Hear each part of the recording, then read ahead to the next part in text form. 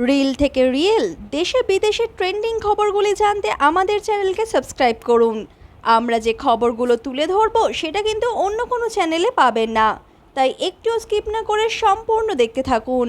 Hello viewers, welcome back to the new video of this channel. আজ সবার প্রথমে কথা বলতেই হয় বিকশিত ভারতের ব্যাপারে। বিকশিত ভারতের এমনই এক উদাহরণ পাওয়া যাচ্ছে গুয়াহাটি এয়ারপোর্টে। গুয়াহাটি এয়ারপোর্টে ছাদের সিলিং ভেঙে ঢুকছে বৃষ্টির জল। লোকপ্রিয় গোপীনাথ বড়দলই ইন্টারন্যাশনাল এয়ারপোর্ট। হ্যাঁ, ইন্টারন্যাশনাল এয়ারপোর্টে ছাদের সিলিং ভেঙে ঢুকে পড়ছে বৃষ্টির জল। 2021 সালের অক্টোবর মাসে আদানি গ্রুপ অফ ইন্ডাস্ট্রিজকে এই এয়ারপোর্টের ম্যানেজমেন্ট এবং ডেভেলপমেন্টের দায়ভার দেওয়া হয়েছিল। ছাদ ভেঙে পড়ার সময় সেখানে কেউ উপস্থিত না থাকাতে আপাতত কোনো ক্ষয়ক্ষতির খবর নেই। সম্প্রতি এয়ারপোর্টে উপস্থিত থাকা যাত্রীরা সেই ভিডিও ক্লিপ সোশ্যাল মাধ্যমে শেয়ার করেছেন।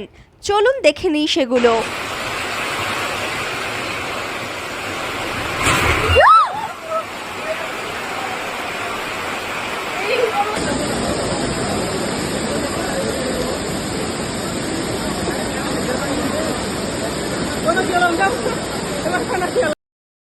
একটি ইফতার পার্টিতে গিয়ে ভাইরাল হচ্ছেন অন্ধ্রপ্রদেশের মুখ্যমন্ত্রী জগৎ মোহন রেড্ডি। লা ইলাহা ইল্লা আনতা সুবহানাকা ইন্নী কুনতু মিনাজ জালিমিন। আল্লাহুম্মা ইহফাজনা মিন কুল্লি বালাইদ দুনিয়া ওয়া আযাবিল আখিরাহ। তাওয়াফানা। জগৎ মোহন রেড্ডির এই বেশভূষার প্রতি ভারতীয় জনগণের কি মতামত চলুন দেখে নিই। একজন তো লিখেছে, একদিন পলিশ করে বছরের বাকি 364 দিন চমকাবার রাস্তা খুঁজে নিয়েছেন জগৎ মোহন রেড্ডি। আবার অনেকে রেড্ডি মশাইকে ফাদার এবং চাদারের কম্বিনেশন বলছে। আবার কেউ বলছে অন্ধ্রপ্রদেশের মুখ্যমন্ত্রী পুরোপুরি ইসলামে কনভার্ট হয়ে গিয়েছেন।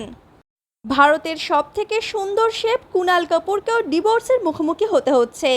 তার স্ত্রী নাকি তার সাথে অভদ্র এবং নৃশংস ব্যবহার করত। অনেকে বলছে রান্না করা স্বামী পেলে কেউ কি করে নৃশংস ব্যবহার করতে পারে।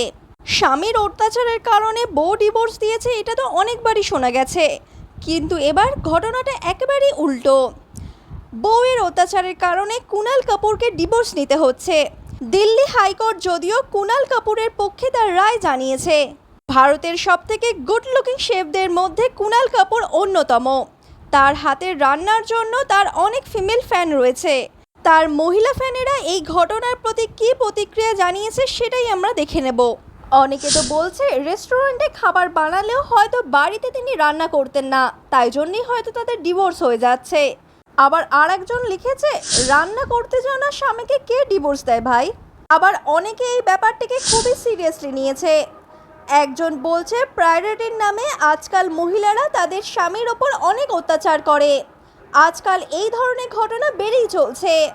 যাক, মানুষ তো অনেক রকমের কথা বলবেই, তবে আমরা কামনা করব কুনাল কাপুরের পরবর্তী জীবন যেন সুখী এবং শান্তিপূর্ণভাবে কাটে।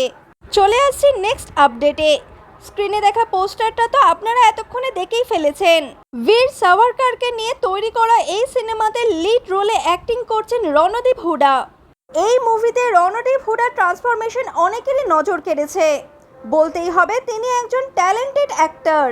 আগেও তিনি এরকমই ট্রান্সফরমেশন দেখিয়েছিলেন সারবজিৎ সিনেমাতে।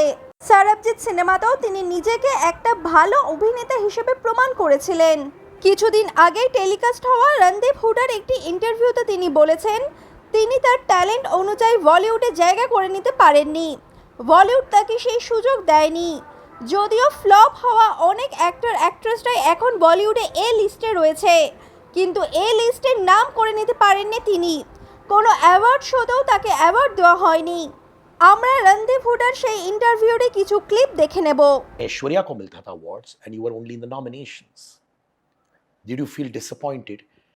वो मेरी पिक्चरों के साथ काफ़ी हुआ है, एक सपोर्ट बहुत कम मिली है।